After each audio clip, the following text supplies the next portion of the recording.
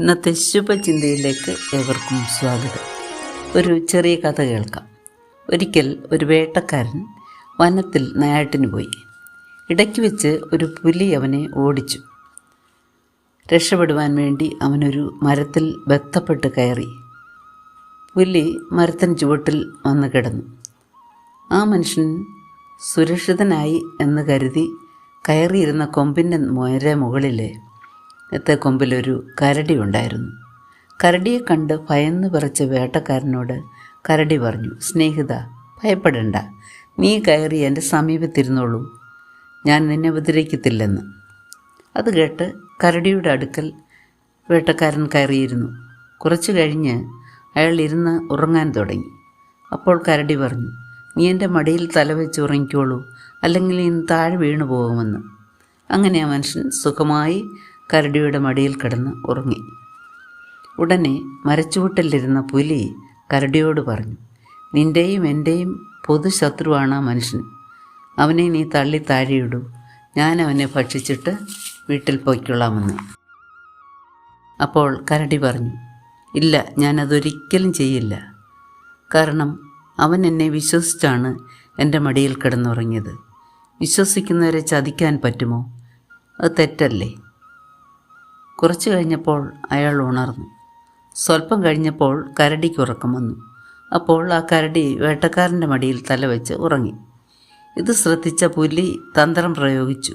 വേട്ടക്കാരനോട് പറഞ്ഞു, നീ ആ കരടിയെ താഴെ തള്ളിയിടൂ, ഞാൻ അവനെ തിന്നിട്ട് വീട്ടിൽ പോയിക്കൊള്ളാം. അപ്പോൾ നിനക്കും സുഖമായി വീട്ടിൽ പോകാമല്ലോ, വീട്ടിലുള്ളവർ നിന്നെ കാത്തിരിക്കുകയല്ലേ എന്ന്.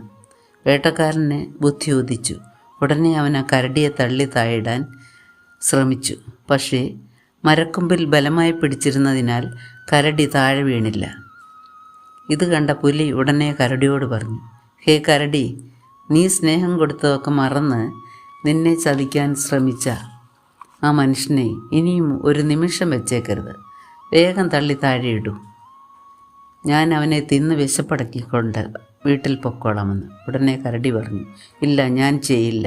ദുഷ്പ്രവൃത്തികൾക്കെതിരെയും സൽപ്രവൃത്തി ചെയ്യുവാണ് എൻ്റെ തത്വമെന്ന്. എന്താണ് ഈ കഥ നമ്മെ പഠിപ്പിക്കുന്നത്? സ്വഭാവമാണ് സൗന്ദര്യത്തെക്കാൾ മികച്ചത്. ബന്ധങ്ങൾ സൂക്ഷിക്കുന്നതിനേക്കാൾ മികച്ചതൊന്നുമില്ലെന്ന് ഈ കഥയിലെ കരടി നമ്മെ പഠിപ്പിക്കുന്നു. നല്ല പെരുമാറ്റമാണ് ഏറ്റവും വലിയ ശക്തി. പെരുമാറ്റം മോശമായാൽ പിന്നെ പണമോ കഴിവുകളോ സൗന്ദര്യമോ അധികാരമോ ഒന്നും ഉണ്ടായിട്ടും കാര്യമില്ല. മനുഷ്യത്വമാണ് ഏറ്റവും മികച്ചത്. സജ്ജനങ്ങൾക്ക് സൽപ്രവൃത്തിയാണ് അലങ്കാരം. ബൈറൻ എന്ന മഹാൻ പറയുന്നു, പ്രതികാരവാഞ്ചയുള്ളവന് ഒരു ദിവസത്തേക്ക് മാത്രം സന്തോഷം ഉണ്ടായിരിക്കും, എന്നാൽ ക്ഷമിക്കുന്നവന് എന്നേക്കും കീർത്തി ഉണ്ടായിരിക്കുമെന്ന്. തിന്മയെ ജയിക്കുക എന്ന് തിരുവചനവും നമ്മെ പഠിപ്പിക്കുന്നു. നമുക്ക് ക്രിസ്തു നമ്മെ പഠിപ്പിച്ചതുപോലെ നമ്മുടെ ശത്രുക്കൾക്ക് വേണ്ടി പ്രാർത്ഥിക്കുവാൻ പഠിക്കാം.